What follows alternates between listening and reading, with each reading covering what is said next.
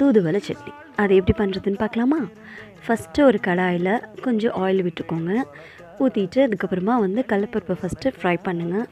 அது ஃப்ரை பண்ண நம்ம கொஞ்சம் உளுந்து பருப்பு போட்டு அதையும் நம்ம ஃப்ரை பண்ணி ஒரு பிளேட்டில் நம்ம ட்ரான்ஸ்ஃபர் பண்ணி வச்சுக்கலாம்.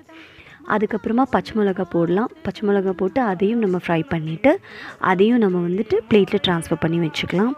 தென் அதுக்கப்புறமா கொஞ்சம் வரமிளகாயும் போட்டு நல்லா ஃப்ரை பண்ணி அதையும் நம்ம ஒரு பிளேட்டில் எடுத்துக்கலாம். காரம் உங்கள் ஃபேமிலிக்கு ஏற்ற மாதிரி நீங்கள் ஆட் பண்ணிக்கோங்க. அதுக்கப்புறம் அதே கடாயில் கொஞ்சம் சின்ன வெங்காயம் போட்டு அதையும் நம்ம கொஞ்சம் ஃப்ரை பண்ணிக்கலாம். அதே இதில் கொஞ்சம் புளி, சின்ன சைஸ் புளி, அதுக்கப்புறமா சால்ட், அதுக்கப்புறமா ஒரு தக்காளி அதையும் போட்டுட்டு நல்லா ஃப்ரை பண்ணலாம். அது நல்லா அதோட பச்சை வாசல்லாம் போய் நல்லா ஃப்ரை பண்ணி வந்ததுக்கப்புறமா அதையும் நம்ம ஒரு பிளேட்டில் ட்ரான்ஸ்ஃபர் பண்ணி எடுத்துக்கலாம்.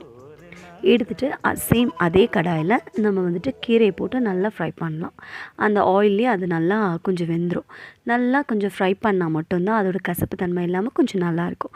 ஸோ அதையும் நம்ம ஃப்ரை பண்ணி எடுத்துக்கலாம். கடைசியாக நம்ம துருவின தேங்காய் போட்டு லைட்டாக ட்ரை ரோஸ்ட் பண்ணிவிட்டு அதையும் ஒரு பிளேட்டில் ட்ரான்ஸ்ஃபர் பண்ணிக்கலாம்.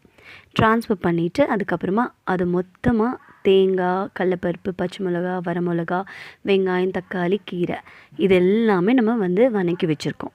அதை ஒரு மிக்ஸி ஜாரில் ட்ரான்ஸ்ஃபர் பண்ணிவிட்டு கொஞ்சம் சால்ட் ஆட் பண்ணிவிட்டு லைட்டாக தண்ணி ஊற்றிட்டு கொஞ்சம் கொரப்பாக அரைச்சி எடுத்துக்கலாம். இங்கே பாருங்கள், நான் அரைச்சிருக்கேன் பாருங்கள் எப்படி இருக்குதுன்னு. இந்த பதத்தில் அரைச்சி எடுத்துக்கோங்க. இது சாதத்துக்கும் இட்லி, தோசைக்கும் ரொம்ப நல்லாயிருக்கு. என்னோடய சேனலை சப்ஸ்கிரைப் பண்ணுங்கள்.